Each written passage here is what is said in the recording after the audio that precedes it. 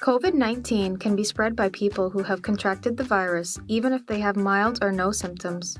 Taking an easy-to-use lateral flow test will help to quickly identify people who are infected with COVID-19 who might otherwise go undetected.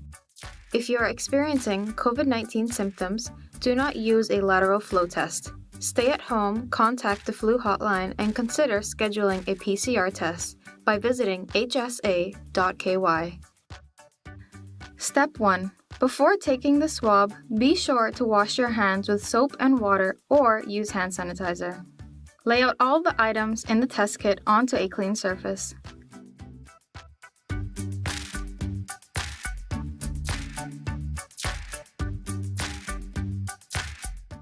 Step 2. Read the instructions provided in the test kit. Step 3. Place the tube in the tube holder located on the box.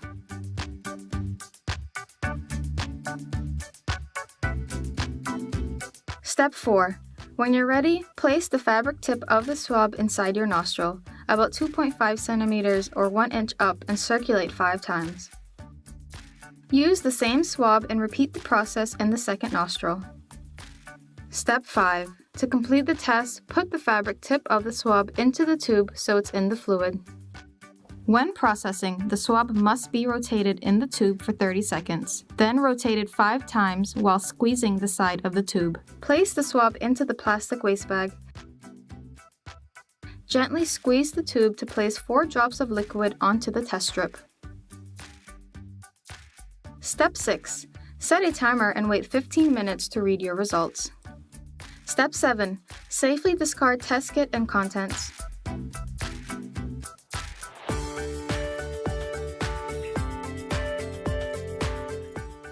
Now it's time to read your result.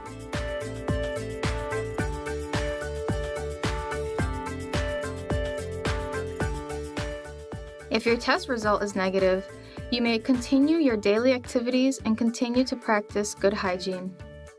If your test result is positive, you must stay home, contact public health to report your result. You can use the online positive test result reporting form at www.exploregov.ky/report-covid19-result.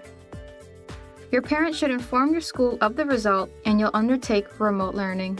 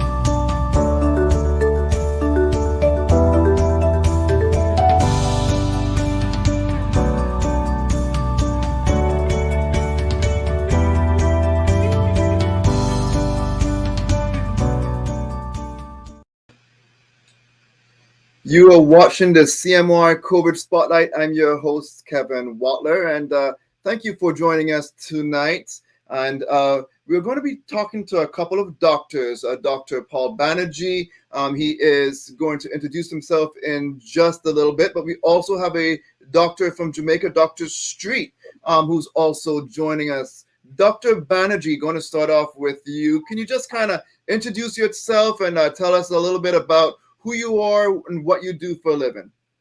So I'm an emergency medicine physician. I teach, or I'm a faculty at University of Central Florida, also at Nova Southeastern, and also at USF, and lastly at Mercer University. I'm also the medical director of Polk County Fire Rescue, which is a large agency that actually Kevin and I used to work together at. So that's how we met. So we basically, we've been working on this COVID since January of 2020, and it's been a exhausting battle, but I think hopefully we're seeing some light at the end of the tunnel. Thank you, Dr. Banerjee, and also Dr. Street. Tell us a little bit about who you are and what you do. Okay, just want to say good evening to everybody's listening, and thanks for the invitation to speak on your program. Now, I'm a general practitioner. I work in private practice in a small practice in Montego Bay.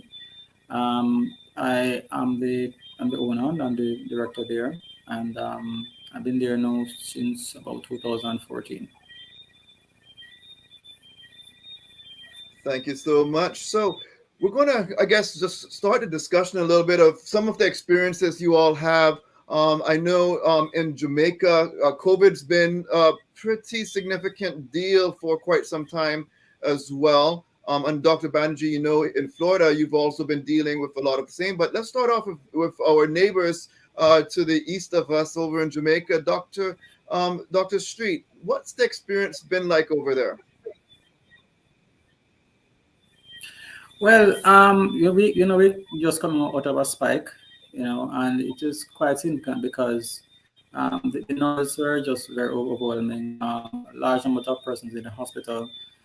Fortunately, I work in private practice, so I've not really been exposed so much to the in-hospital cases. But you could see a difference in the number of cases that were coming into the office. During this spike, the one that we had earlier this year was really not like that. What I noticed this time around was there are a lot more children involved. Sometimes families, almost everybody in the family would have been infected with it.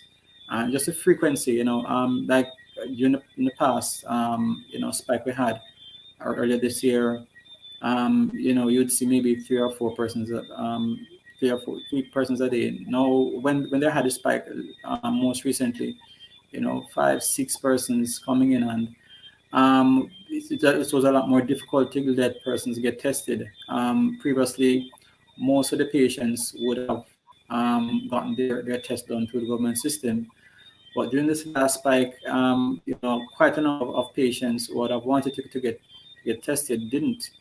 So it was quite significant because it's important to have a credible test done when a patient comes in with COVID, because it has implications when they return to work. Of course, if it's a regular cold, then they could go back within a week or even less.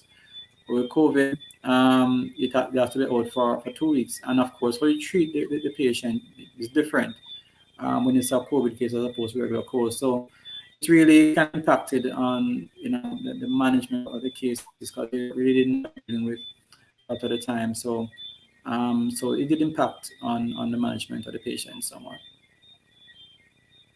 So, Dr. Banerjee, you have a lot of different hospitals slash working with EMS, the emergency medical services, and so you've seen it from different perspectives. What was it like on your end? Um, the end of this basically was around about October, and we really suffered probably from August through October. Hospitals were at maximum capacity, overflowing. We were having our EMS units line up on the wall. The volume was tremendously high, overwhelming at times. Hospitals were full. The problem is now you had a more diverse people involved.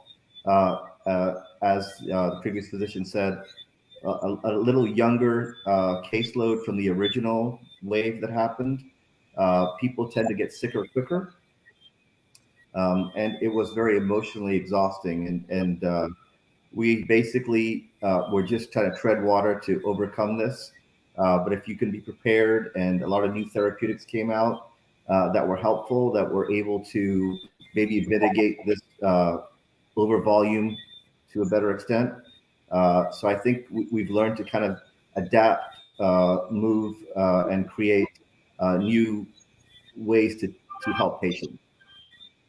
So, Dr. Banerjee, what was it like treating some of the patients that you've had to take care of?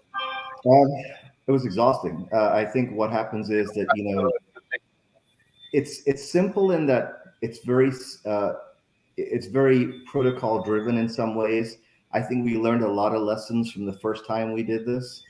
We made a lot of mistakes. I think a lot of people died because we were intubating them too early. We were treating COVID as a respiratory problem, not as a disease entity by itself. So I think once we learned that COVID is completely different than a respiratory failure or a pneumonia, I think we were able to better treat patients. If your saturations were good in the 90s, your respiratory rate was good, you maybe had COVID in your lungs, we would start basically a treatment regimen.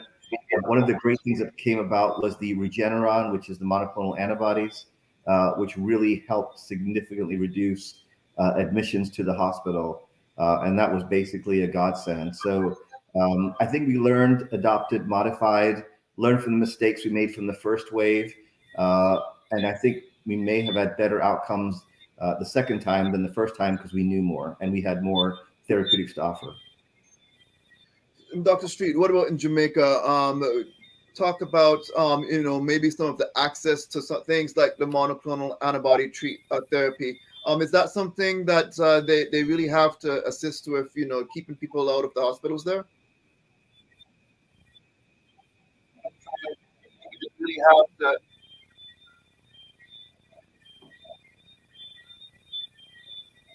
Dr. Street, were you able to hear the question? I know it seems like it was screeching up a little bit. Yes, I didn't hear everything. To be honest with you, I didn't have any inpatient experience. But I thought that was really much because those things are pretty expensive, and government not been do that. I did see persons who are trying to access those treatments, but the availability wasn't there, and of course, most persons would not have been able to afford that kind of treatment, so they didn't really have access to a lot of those kind of treatments as what you would have there, and what you'd have in the US.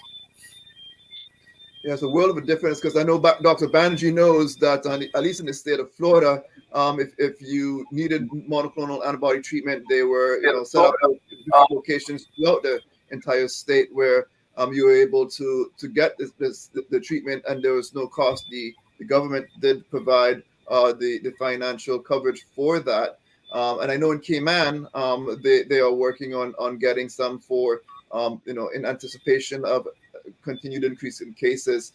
But Dr. Banerjee, back to you. What were some of the experiences that really remain fresh in your mind about as you've been through COVID over the last year or year and a half when things got pretty bad throughout in different spikes? Well, I think that we all made mistakes, that people who are coming in COVID positive, I think we focused too much on fever, shortness of breath. We thought COVID was like a pneumonia or a respiratory or sepsis. So we treated them that way, and we were more aggressive with our airway management. And I think that was a flaw that I learned that somebody I would have intubated in March of 2020, as I treated the same person in August of 2021, I wouldn't intubate them. You learned about the happy hypoxia treatment, that people are talking and they're making conversation with you, the respiratory rate's normal. That's not someone you intubate despite what their saturation levels are.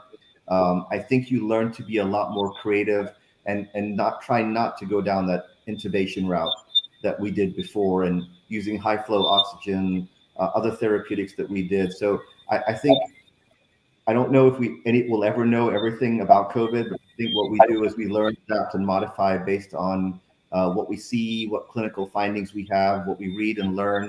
I think it's just a daily growing process for all of us. And what type of patients were showing up in the hospital? I know you said some younger, but was it like younger people with a lot of comorbidities, or was it generally just younger people in general, or older people in general? Who were showing up? The second wave had a younger population, probably more so under the age of 50. The first wave had people over 50. I guess that's not a clear and concise way that it was one or the other. But if I was looking at a trend, it was much older earlier. more younger, under 50. You'll see a lot more unvaccinated people who would present with COVID. And the people who got really sick were the ones who waited over a week or so to get tested or treated. And the reason is, I think if you get the Regeneron on board early, you have a much higher chance of recovery. Whereas if you're waiting 10 days and you wait and you think you're going to get better, by the time you come in, you're so sick that it's so hard to overcome and recover. So I think messaging, having the home testing kits that are available, free testing sites throughout the country, free testing sites in Florida. Governor DeSantis did a great job of allowing people access to Regeneron, which was great. But I think first wave, older, second wave, younger. I had kids as young as 5 months get COVID. Now in the state of Florida, we had 468 people admitted who are pediatrics under the age of 17 or 18 and under, of which only one child died. So that was good. But you still had a much higher incidence of younger people get COVID at the Delta variant than they did in the first wave. And I know one of the things you touched on was kind of the importance of vaccination, but Dr. Street, I know Jamaica has, I would say, a terrible vaccination rate. It's very, very low. Why do you think that's the case in Jamaica?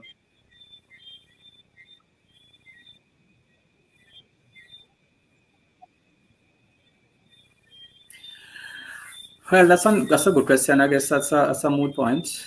I think Jamaicans are a special group. you know. I guess we do have a high level of suspicion for authority out here in Jamaica, and I think that has really fueled the there has just been a lot of persons who are uh, misinformation, and unfortunately a lot of our population has gravitated to that kind of thinking. I mean, to many persons during the course of of seeing patients, and sometimes it takes some time. There's really a lot of misinformation out there, and you have to go through and discuss each one of them and explain to the person as to why that information is actually incorrect. So, I mean, I think if we were to be able to do that on a basis, I think you know um, that there'll be a lot more persons interested. There is so much showing that we need more more small group discussions where persons can express their concerns, but so I think education can really do a lot in terms of helping persons to understand this whole situation a lot better and make better choices. And Dr. Banerjee, I know you and I, when we had a little chat before, we came on, you kind of mentioned the same thing with conflicting information out there. It's been quite confusing and causes a bit of distrust. I want to kind of highlight some of your thoughts on that as well. I understand why people didn't want to be vaccinated. We all have a underlying trust issue with all our governments. And I think what happens is you get one head of Department of Health saying one thing, the administration saying one thing, you've got Anthony Fauci saying one thing, you've got your local government saying one thing, you've got CDC saying something, and you've got WHO saying one thing, and none of the stories actually came together and joined forces and agreed on the same messaging. So when the messaging was mismanaged or misrepresented, people, and you 5 different messages from 5 different bodies that are supposed to be the authority by which we run and practice our lives and do best practices, and they're all different.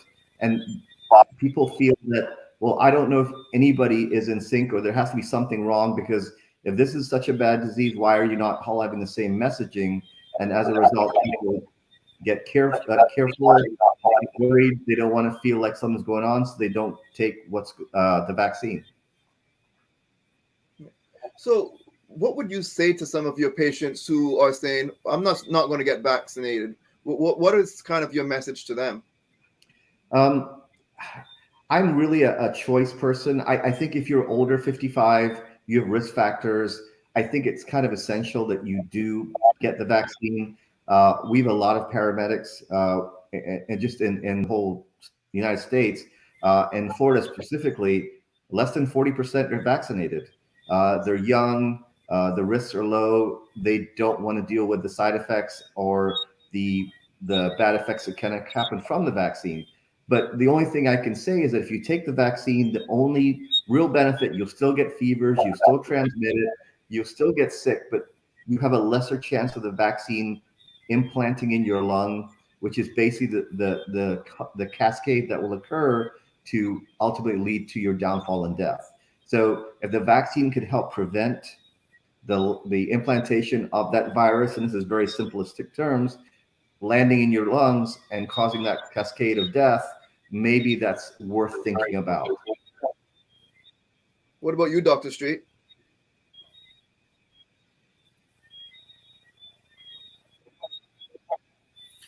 Well, fortunately for me, I actually I'm involved in doing presentations to groups about the vaccination. And as I go through to the different concerns that persons have, one of the unfortunate messages that have been coming out, especially from our authorities, is that the vaccine does not protect you against COVID-19. So, and which is, research has shown that it does give you some protection. It's just not 100%. But we still have those messages being put out there and by some of our health authorities. And that has discouraged because persons are saying that, it doesn't protect you against COVID-19, so it does not make any sense.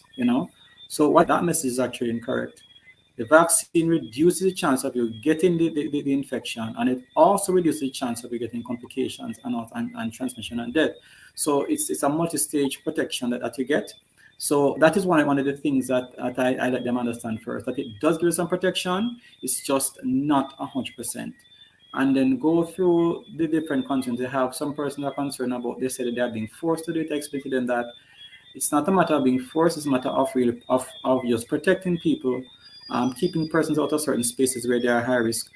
So I go through all the different concerns they have, answer all of their questions. What was it? The manufacturer concerns with them.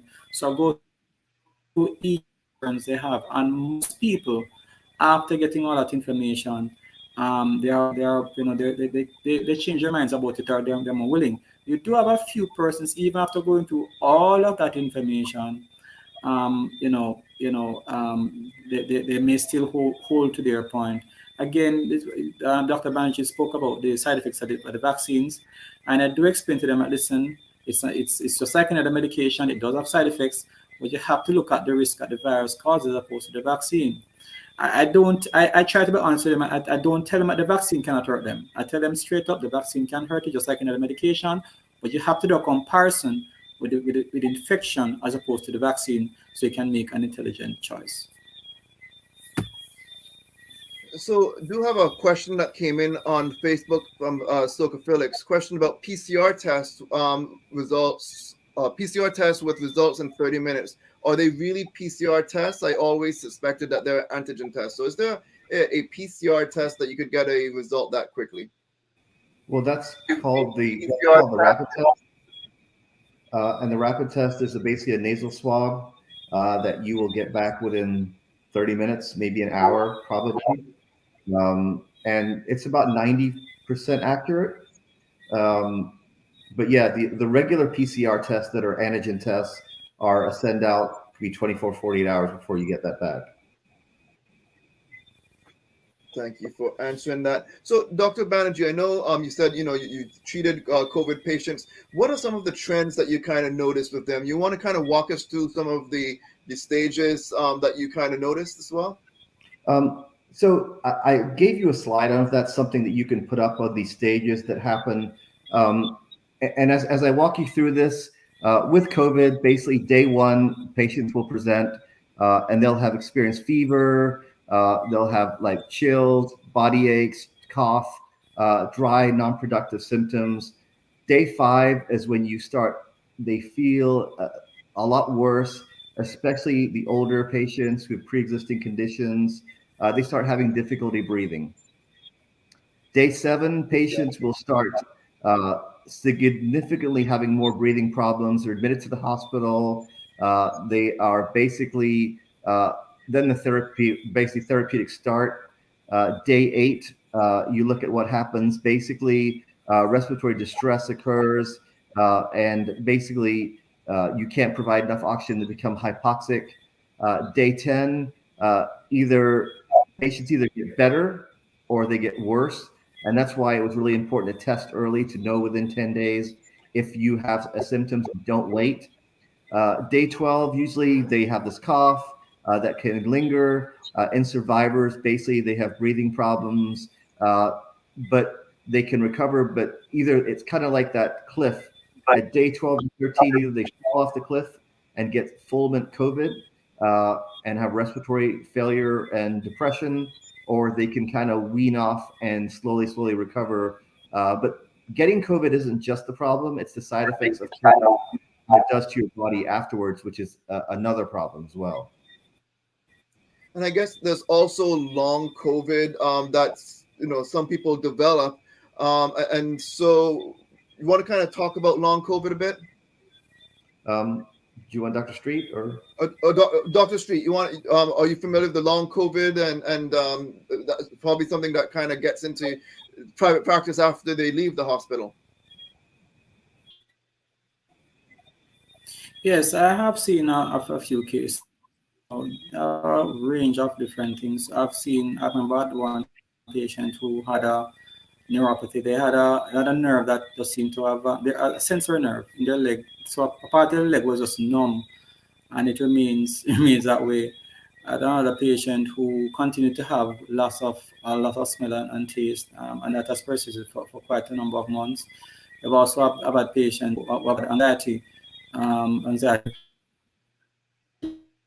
I've not seen any so far with any cardiac complications, but yes, I've seen a few persons with symptoms. And Dr. Banerjee, I know, I guess you usually in the more emergency medicine part of it, but what's your thoughts on or comments on the long COVID? So long COVID is basically what happens is COVID is basically a hypercoagulable state, causes clotting. You get small little microthrombi or microemboli that affect your body. And so it can cause lung scarring. It can cause shortness of breath because of that, chronic fatigue, neuropathy. It basically feels like you've been run over by a truck. And it takes months sometimes to get back, or some people never fully recover. But it's basically from COVID causing this whole systemic inflammatory response that basically affects the whole body, all organs, and most specifically your lungs. So how's COVID been a little different than any other illness that you've had to treat in the past? And I'll start with you, Dr. Banerjee, and ask Dr. Street the same question after. Well, I think COVID basically woke us up to a whole different way of understanding. And I approached it in a way that if we systematically approach this in a right way, the survival rate is 99.8%. So if you do everything right and you are more aware and self-aware of your symptoms, you have a much better chance of doing really well. The problem is the symptoms are very, very vague. The tests are always specific, and you kind of need antibody tests to sometimes validate if you have an infection. Is it an acute infection? Is it a long-term grounded infection? Treatment regimens are all developed and changed from time one of COVID to the Delta variant was very different too. I think I was allowing people. I had a 80-year-old lady who came into the ER with a saturation of 50%. And normally, if she was not COVID, I would have intubated her. But she was talking to me. So you put her in high flow oxygen, you give her all the treatments like remdesivir, Regeneron, however you want to do, or regimens that you want to provide. But I think you allow the patient more leeway to try and respond themselves, and leaving intubation as a last ditch response, knowing that once you're intubated, your survival rate's less than 20%. So I think the less aggressive approach to airway management or more aggressive approach to medication management was the switch. Dr. Street.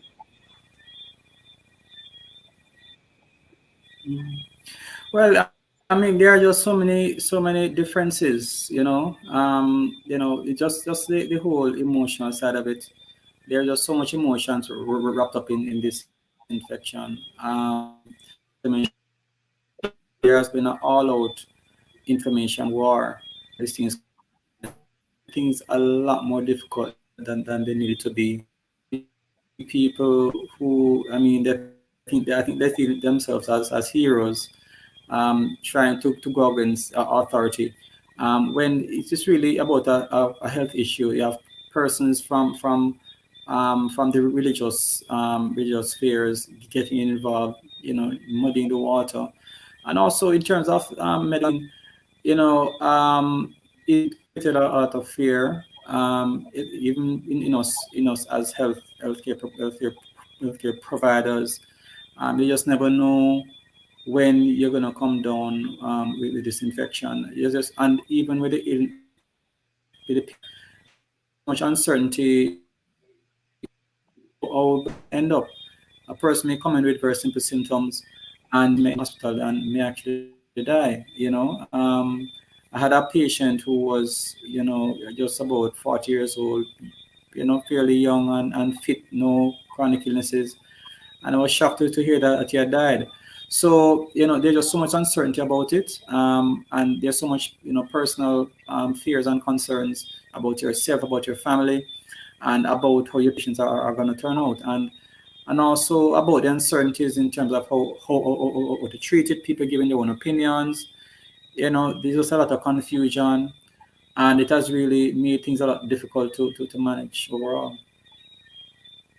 We got Carol Adams saying, my friend said she had to learn how to use her lungs with her personal trainer. Took months, but she's good now. Can go mountain biking like she used to. So I guess this is, sharing the experience of someone that's had, not a great time immediately after, but eventually after, I guess, getting some help to rebuild some of that lung energy, was able to be able to build back, but it did take a bit.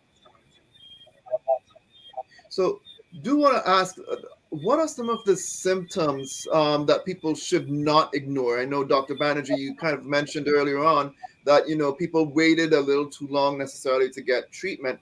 But how does someone know? Okay, I'm going to be okay, because the survival rate, again, you said, is around 99.8 or whatever. A very, very high chance of surviving, especially if you're pretty young and healthy. But for someone that says, I'm going to be okay, and it gets downhill, what are some of those things people need to look out for? Well, the problem with COVID, anything is a symptom. So runny nose, itchy eyes, cough, body aches. So I don't think, if you feel different than you normally do, go get tested. The trick is, though, I would test you 72 hours after the onset of symptoms. And the reason is sometimes you don't have enough of a viral load to test positive. So if I test you so early, you'll be a false negative. So you have COVID, but the test is negative because you test so early because you haven't built up enough of a viral load. But after 72 hours, you've built up enough viral load that you can be tested and get a realistic answer. So non-specific symptoms, very, very vague. If it's anything different than normal, that's the problem with COVID. Just get tested. But if you're okay and you're eating, talking, walking, breathing, and functioning, if you can, wait 72 hours to get tested so you get a more accurate result. Yeah, so that's one of the things, because they have, lateral flow tests that, they're really saying, at least test yourself more frequently. It's much easier. You could do it at home, similar to, someone having a little at-home pregnancy test where you kind of get an answer pretty quick, and they're a lot cheaper than, going to the PCR route. Um, but again, at least making sure you kind of know your status so you're not potentially spreading it to other people. it's definitely a good thing. And one thing I would recommend, if you have any symptoms of anything and you don't feel well, wear a mask and just protect yourself. Ideally, if you get an N95 mask or get a mask with a filter on it, um, the problem is with masks, people use it, put it in the car, bring it back the next day. They don't never wash it. They never change it. They never do anything with it. So try to have some fresh mask around. But if you have any symptoms, just wear a mask. A, so you don't spread it to anybody. B, that you can limit your exposure to getting worse. So we've had a few waves. We've kind of touched on it. We had the earlier wave where really it was an old people's illness that's who it really impacted a lot more. And then we had a couple other waves since the original wave where Delta kind of really changed a whole lot of things. So in terms of some of the preparations, in hospital settings for our medical staff, what are some of the tips you have? Because Jamaica has been dealing with COVID for quite some time, and also in the United States and in Florida has been dealing with it. But now it's kind of a newer thing for the Cayman Islands. The medical group are now starting to really feel that stress. What are some of the tips you all have for them as things really start to get busier for them? And Dr. Street, I'll start with you.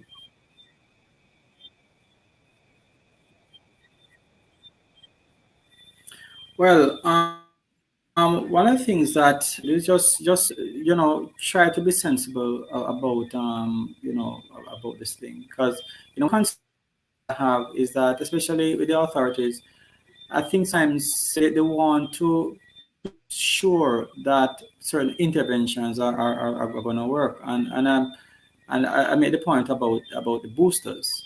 I think that whatever vaccine you before, if 6 months has passed since your last shot, then you should have a booster. You know, and also you just want to care yourself, make sure that you remain healthy, get enough sleep, drink enough water, and of course practice the usual stuff: the hand sanitization, the physical distancing, the mask wearing, and ensure that you have, in terms of institutions, make sure you have the supplies. And for persons who have been positive, they need to ensure that they have a pulse oximeter, because that is one of the things that we use to really tell need to go to the hospital or not. So as soon as you're diagnosed, then you should bring your pulse, your oxygenation, the blood oxygenation, to see if it's getting down to a low level. But I said, I think it's just being sensible about following the protocols, making sure you're vaccinated, make sure that if you're at the time that you should be getting a booster, you should get one, to ensure that you get as much protection as possible. And Dr. Banerjee, and you could probably touch on some more of preparing the for things to get busy, especially for healthcare workers. Um, for healthcare workers, get as much PPE as you can. Protect yourself, because you're no good if you're sick and you can't help somebody. I'd work on immune supplements, boosting your immune system, keeping your hands clean, washing your face, keeping a mask on while you're around anybody who potentially could have COVID. Um, Nebulized treatments, breathing treatments, make sure you have them around. In hospital, if you have COVID, they do a nebulizer, because they do an inhaler instead of a nebulizer, because nebulizer will spread the particles everywhere. So they have a specific inhaler itself. Masks that limit the spread of the virus, viral filters, are something people used as well to limit the spread of the virus. But most importantly, as healthcare workers, God bless you. You're a godsend to everybody. But if you don't take care of yourself, you're protective, you can't help anybody else. But anytime you can, clean, keep yourself away from anybody who looks sick. If you don't feel comfortable, don't be around them. But most importantly, help boost your immune system. Do healthy things. If things don't look right, just don't do them. And for a lot of the viewers that are watching, if you want to know a little bit more things you can do to boost your immune system, on Tuesday's show, we actually had a nutritionist on the show who we did a full show on COVID-19 and nutrition, and she gave a lot of tips on different foods you can eat and different things you can do to ensure that you boost your immune system. Because again, that is, like Dr. Banerjee just highlighted, quite an important thing to do. What about air scrubbers? How important is maybe investing in an air scrubber or something along those lines? I guess it depends if you work in a closed environment. We had always said air filters, viral filters that we have for patients, UV radiation for cleaning ambulances that we used. In closed spaces, that's probably a more important thing. Outside, if you can, and it's you're much better chance of not catching the virus. So I guess if you're in multiple confined spaces, something like an air filter would be beneficial. We do have Lawrence here asking, how many times can you catch COVID?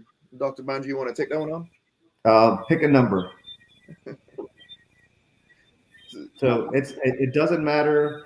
I've had people get it 5 times, 7 times, and some of them have been vaccinated. So being vaccinated won't prevent you getting COVID. You'll still get COVID, but you won't have as severity of the symptoms and lower chance of death. So that's the important part of the vaccination. Otherwise, I've had people 3, 4, 5 times getting COVID. And Dr. Street, would you agree with that? Well, what I have noticed, what my reading actually has told me is that it does not give you absolute protection, but there is some reduction in the chance. What I've seen is that it reduces the chance of you getting it, but that protection is lower than the previous strain. So the Pfizer, it starts off with an 88% reduction in the possibility of contracting it, but after about 6 months, it's probably about 20%. So it's pretty low. The further away you get from the time that you're vaccinated, which is why I think the booster is so important. I in terms of how many times I've had a patient that I caught it twice this year. So yes, you can get it, and this is something that person to understand. Is having COVID before, just as how the immunity from the vaccine, it does not last forever. The immunity that you get from being infected also doesn't last forever. As a matter of fact, the patient I had that got it twice, she was waiting. She thought that she was supposed to wait 6 months. By the time that 6 months came, she actually got it again. So yeah, you can get it in a number of times. And the thing is, because the Delta variant is so much more virulent than the previous strains, even with vaccination, it breaks through. Infection, it can break through. So you still have to make sure that that you try to protect yourself, and don't take it for granted that because you're vaccinated or because you've got before you're safe. You're never 100% safe with this this virus at all.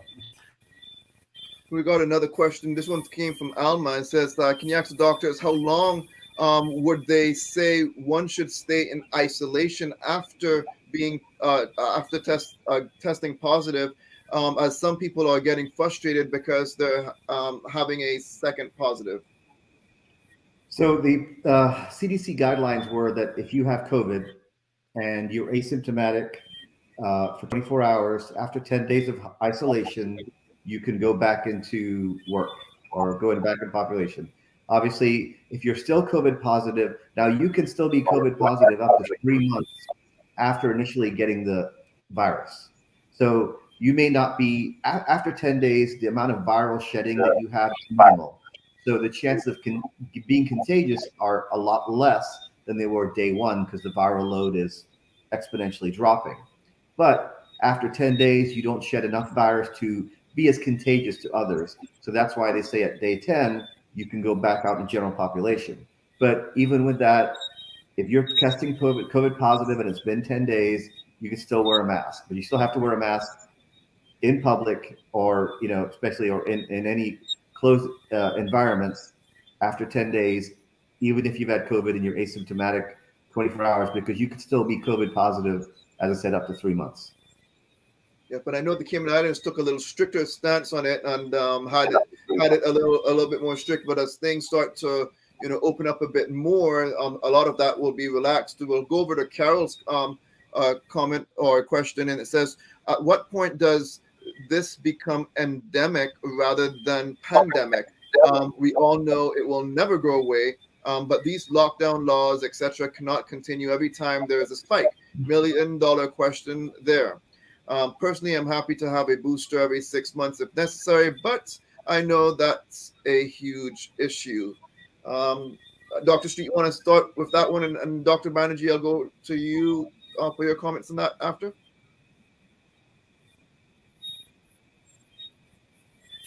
Well, I guess I guess if I was able to answer a question, I'd have $1 million, eh? But it's very difficult to really be clear about that. We have to watch and see. I mean, my hope is that we won't have any more particularly virulent strains after this Delta. None has really come up to overtake the strain.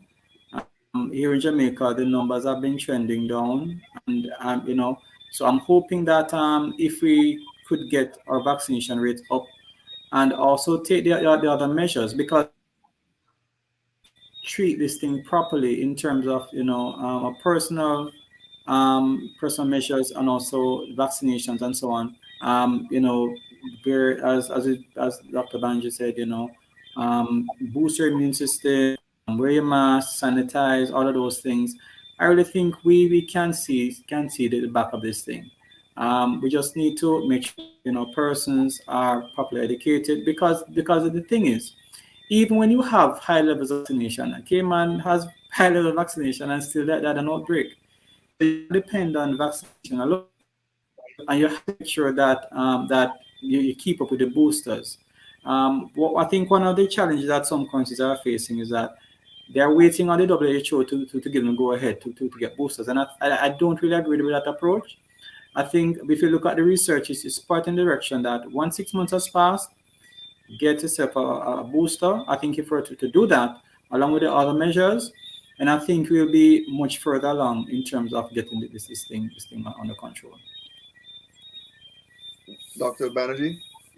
Well, I think the big things on the market coming up are the tablets, the kind of like the Tamiflu for COVID that's coming out. Merck and Pfizer both have a tablet that will lower, and I guess Pfizer's one that lowers 89% of the viral load, viral shedding that occurs with COVID. So it's basically a treatment, an antiviral treatment that specifically works for COVID. I think once those therapeutics come out, people become a lot more comfortable. Moderna's having a flu and COVID vaccine in one, and that's going to be out next year. I think it probably is going to be part of our lives in some way, shape, or form. Remember, SARS-CoV-1 is the flu. SARS-CoV-2 is COVID. So they're kind of similar, and so that's why the accidental finding of COVID treatment was based on trying to treat the flu. So I think once you have the therapeutics, people will be a lot more comfortable that they can get away. People who, and I agree with Dr. Streets, is that people who had the vaccination done in February and March have no immunity now, almost. Now you may have T cells that are memory T cells that remember, but after 6 months, I don't know if you're older with multiple comorbidities, how effective your defense system will be now. So I think especially the higher risk, the higher older population, they need to be vaccinated and make sure that they're taken care of. But I think with therapeutics coming on board, with our better understanding of COVID, the antivirals that are available, the Regeneron that's available, I think we're getting a better understanding on how to manage, handle, and tackle this pandemic that hopefully will become more of an endemic for us in some way, shape, or form. So Lawrence is asking about herd immunity. I guess that could be an open-ended question because it depends on how you look at it. But how beneficial, I guess, would be herd immunity? Um, uh, so the country with the lowest COVID rate is Sweden. Sweden had no lockdowns. They went on herd immunity. They had their spikes, and they just kind of moved on with life. They wanted their citizens to be responsible, and if you're in public, wear a mask. If you don't feel good, wear a mask. Stay home. So they basically didn't do lockdowns. They didn't do anything at all like that, and they had the lowest cases of COVID. So herd immunity normally is anywhere from a 40 to 70% infectivity rate. If the population is that infected, that you probably have some form of herd immunity. However, when you compare the Delta variant to the original variant, which is 700 times more potent, that's why it spreads 700 more, they're looking at maybe having herd immunity levels of 80 to 90% before we get full herd immunity with COVID, which will be different than normal herd immunity, which is anywhere between 40 to 70%. Denny Warren Jr. is asking, what mistakes do people make when trying to boost their immune systems to fight SARS-CoV-2? Dr. Street?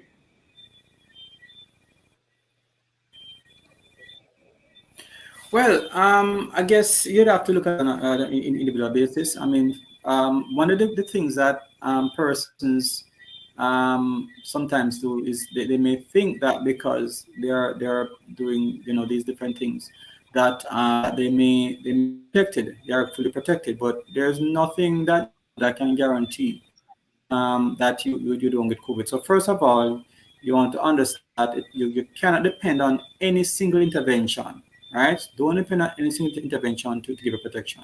You have to use the entire, as much of the arsenal as possible.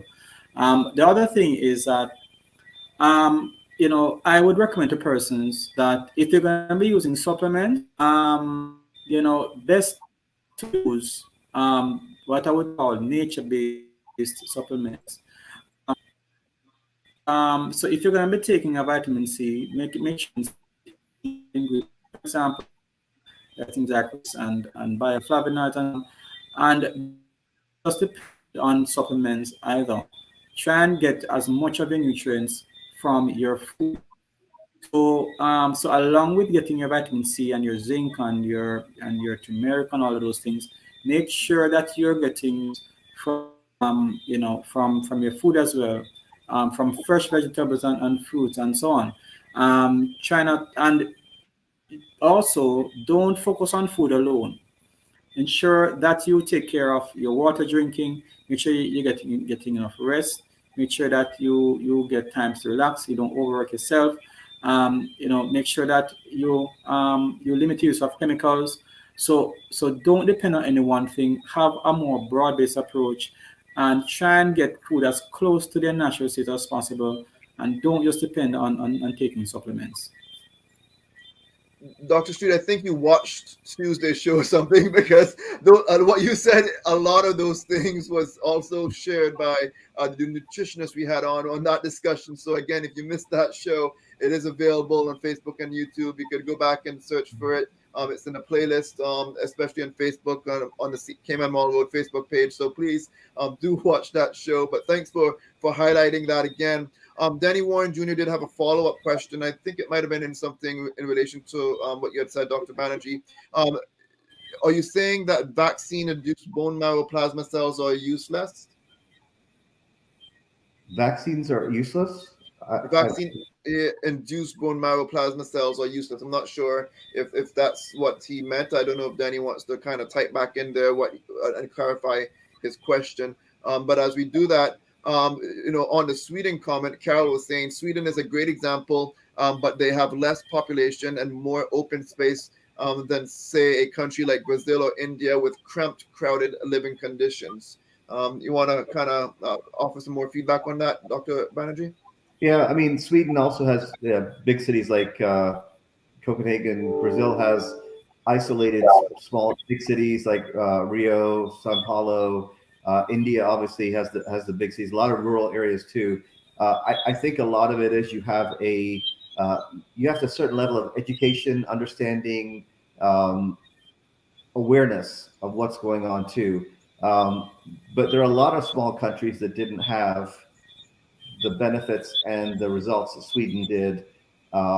And there were smaller countries that didn't have the same thing, but they did what everybody else did, was lockdown.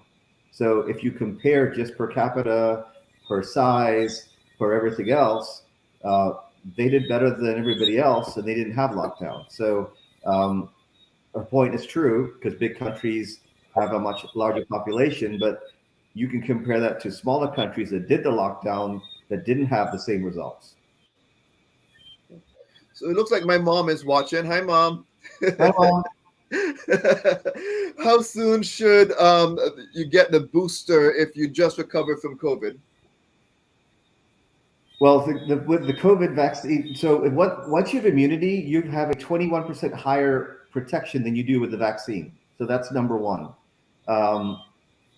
If you had COVID and you had, I guess, Mom, have you had the boosters, or you just get the COVID? What did Mom have? So mom just had COVID and she's recovered from COVID. So she's wondering, okay, she was getting ready to have her booster before she got COVID, but now she's trying to figure out when should she get her booster shot. I would wait at least 90 days, maybe 120, but anywhere between 90 and 120. And she says, hi, everyone. Hi, Mom. And looks like that's all the comments that we have here in the chat. And we could actually start moving into closing comments, because we're almost just about out of time. But as we go into closing comments, I'll start off with you, Dr. Street. And before we get into your closing comments, Carol is saying she's missing the Jamaican tree frogs singing away. She misses that. She can hear the background noise where you're at. Yeah, because my wife is actually in Cayman Brac, and she complains about that noise, man. Whenever we talk on the phone at night, she says it gives her a headache. so it's interesting. It's interesting that she actually misses that. that's very interesting. Yeah, but I'd really, one of the things that I'd really love to see, especially in my country, is a bit more open-mindedness. I think we really have to be very, very sensitive about those of us who are in health, those who are trying to educate the public, that we're very, very sensitive about how we deal with these things. Understand that sometimes you can't really attack the misinformation directly. You have to kind of use a roundabout way to deal with it, and you have to really be very, very good at communicating and helping persons, and be willing to sit with persons and give them the amount of time that they need. And sometimes you have to really speak to persons several times to have them to understand. So first of all, we really want to encourage more education, more conversation. We want persons to just stick to the precautions, try to get information from credible sources, protect yourself using your mask, hand washing, physical distancing, eating properly, all of those things. And recognize that if we really work together, we can get through this. This is a problem, like we have to take those correct steps. Thank you very much. And Dr. Banerjee, what about your closing remarks? I think one thing that we forget about is mental health during this COVID disaster that it's been. When suicide rates gone up, depression has gone up, people have been locked down, unable to work, unable to be human beings. In addition to the supplements, I think a lot of mental health should be addressed. So go outside, walk, go get some exercise. You don't necessarily have to be around people, but even in a nice park. Please invite me to Caymans to speak. I would love to be on the beach. Jamaica too, love to be in Jamaica. Happy to travel, have passport and everything. So, but I think you need to get some kind of outside, and don't focus on the disease and getting it. Focus on how can I live the best life I can in the conditions that I have. I think personal awareness of symptoms, being aware of anything that is different than normal. It could be COVID. Get checked early. Don't wait 10 days, 14 days to be treated, because by that time we can't help you as well as we could at day 3. Regeneron is a great antibody treatment that is really optimally given within 3 days. It could go to 5, sometimes we're saying 7, even 10, but the effects are less the longer you wait. So have a personal awareness, eat well. I can't cook, so take as good supplements as you can. Exercise, be healthy, rest well, and use good common sense if you can. And help us help you. If you don't feel good, wear a mask. If you're not feeling good, get tested, and we can come help you earlier. And let us not play catch up, and let's be proactive and not reactive to what happens. Dr. Banerjee, Dr. Street, really appreciate you taking the time tonight to share your experiences with the people of the Cayman Islands. And again, we all really appreciate you all for what you all do as physicians out there on the front lines, taking care of people. Thank you all very much for what you do. And at this time, I'll go ahead and say goodnight to everyone in the Cayman Islands. And so Sandra will be with you in the morning for her morning show. So everyone, stay safe. Love you all and have a good night.